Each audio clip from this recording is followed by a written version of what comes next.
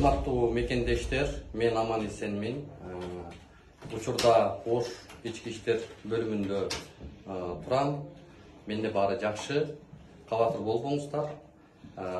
Учурда ушул ички иштер кызматы тарабынан өзүңүздөргө белгилүү болгон Ош облусундагы төрөтканадагы жагдай боюнча ал жактагы мыйзамсыз акыбалды ачыктагандыгыбыз үчүн ошол мекеменин бардык дарыгерлери, анын башында турган жетекчилери, анын башында турган министр болуп, министрдин аралашуусу мен ушундай болжоп атам. Министрдин аралашуусу ага чейин дагы билим берүү министрлигинен дагы бул ишке тийиштүү бар деген күмөндөмүн. Бул ишти учурда азыр мага кылмыш ишин ача коюптур. Мени кылмышкер катары таанып, учурда мен 282 берене бейбаштык боюнча статьяны коюп атышат.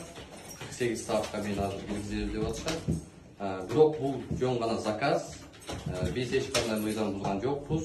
Биз ал жердеги карапайым элдин, жөнөкөй жарандардын медициналык кызмат көрүүсүндөгү мыйзамдуу укугун, ошол эле учурда жарандык укугун, биз менен жолугуу укугун так даана коргоого аракет кылдык. Бирок тилекке каршы мына ушундай жагдай түзүлүп атат. Биз аягына чейин бул маселеге укуктук баа берилүү үчүн токтоп калбайбыз. Менин оюмча сот органдары туура адилеттүү чечим чыгарышы керек деген үмүттөбүз. Азыр бизди 48 саатка киргизген атышат. Негизи эле бул Кыргызстандагы ушул паракорчулуктун ушундай бир жарандарга катаал шарт түзүп аткан медициналык мекемелердин мага карата бул чабуулу деп белгилеймин. Мен эч кандай кылмыш кылган жокмун, эч кандай бейбаштык кылган жокмун. Мен мыйзамдуу баарысы ошол берүүмдө так даана көрсөтүлүп турат. Андан сырткары экинчи берүүмдө билим берүү министрлигине барып чагылдыруу кылганбыз, бирок ал берүүбүз чыкканга жетишпей калды. Кечээ бизди мындай өтө оор кылмышкер катарында эле кармап кетишти. Бизге милиция тарабынан бир дагы чакыруу келген жок, бир дагы билдирүү келген жок. Азыр ошол жерден мени Бишкектен бул жака жүктөп келишип,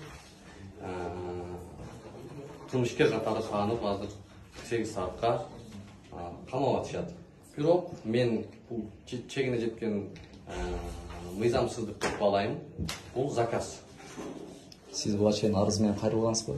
Урматтуу көрөрмандар, жанагындай уурусу күчтүү болсо, ээсин доого жагаттан болуп, биз дал ушул мени бүгүнкү күндө тергеп аткан тергөөчүгө ошол жерде күбө болгон чакырганбыз. Ошол тергөөчү келип ошол жердеги жагдайды түшүндүрүп бергенбиз, бизди киргизбей атат деп. Андан сырткары медициналык мекеменин жетекчиси мыйзам бузуп атат, бизге кол көтөрдү, биздин камерабызга кол чабуул кылды, бизге агрессиялык маанайда чабуул жасашты деп айттык эле. Бирок ал боюнча жазган арызыбыз жок. Эмне үчүн жок, эмне үчүн ал арызыбызды карабай атышат?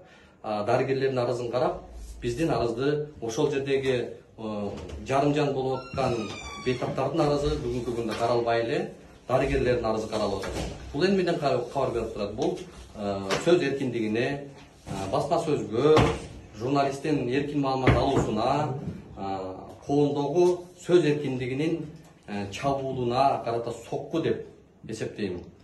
Демек, сиз арыз жазган болсоңуз, бул иш боюнча сиз жабырлануучу экенсиз да? Бул иш боюнча биз жабырлануучубуз, бирок бүгүн биз жабырлануучуну күнөөкөр кылып, кылмышкер кылып коюп атышат да. Ошондуктан мен ойлойм, бул өтө аша чапкандык. Бул туура эмес кадам.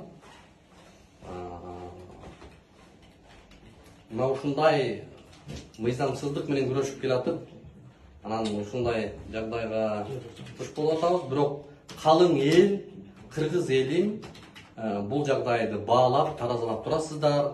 Эмне маселе мунун артында